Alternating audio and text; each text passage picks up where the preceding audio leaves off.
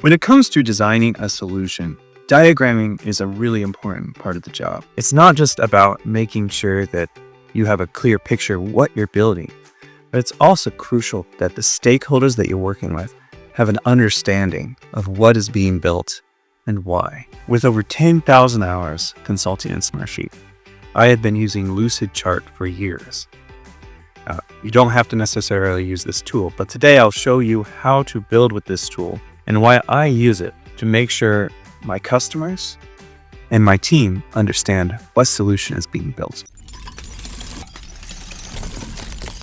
So let's first talk a little bit about why we diagram. Diagramming is crucial because when you're working with someone on a complex concept like a workflow or multiple assets being created, it's easy for them to picture something different in their mind than yours. And although English is a great way to be on the same page with someone on high level items, the more depth you have in your work, the more you need images to make sure that they're on the same page with you. I find that when we start an engagement in Smartsheet, we have this depth of understanding how Smartsheet works. The customer has a depth of understanding of how their processes work. And we need to form a bridge between the two. And diagrams can help us form that bridge. Because what we try to do is we try to make the assets work with the concepts and processes and tracking that they need inside their solution and their processes. I usually don't try to have something built before I work with the customer. I think it's important that they're on the journey with you. So while you're building it, they're seeing it come together. If you show them something that's already done, they may be spending time trying to understand it, but they're not understanding how the pieces necessarily work together. So for example, I'll start with something simple, like I will use a shape like this to be a Smartsheet form and say, okay, we're going to be working with your users to have a form that they submit information to. And of course, a form is always attached to a sheet. I usually use this shape to represent a sheet. You can use any shapes you want. I think it's most important that the shapes make sense and that you consistently use the same thing. When you go across diagramming multiple solutions, you want to make sure that your team and even yourself are always aware of what each piece is. You may remember to make a legend for yourself, you may not. But it will be crucial that you actually consistently make the same shapes. So I'll say this is the submission sheet. But also for this, I'll say it's also the intake sheet. That is basically the beginning of a control center solution. Perhaps this is a IT PMO request form, and users submit what they need, what type of project they need, and they go through the process of making sure there are approvals and so forth. And you say, okay, it goes into this sheet, but then what happens next? You can help them think through that together.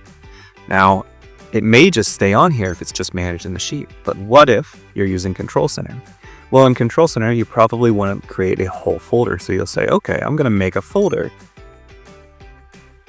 that is the whole project. So project, folder, and Control Center will be spinning this up and automatically linking data from my intake into that. So I want the user and the customer to see this is how the data is flowing.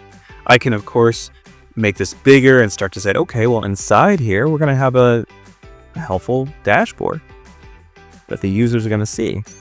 And of course, the dashboard needs data, right? So I'm going to have a project plan in here as well. So what I hope you're seeing is that I'm not going crazy. I'm not building every single asset out. It's important that I'm just building enough for the customer to understand, what am I doing? How is this data flowing? I'm building an architecture yet and also working through their process. It's first submitted, it's then approved, and then a project is created. Now with Control Center, I will be explaining to them, okay, it's going to be going to a summary sheet. What is going to become a whole project is then going to be brought in to just a specific summary sheet. And then of course, we're going to want to see that from a portfolio dashboard.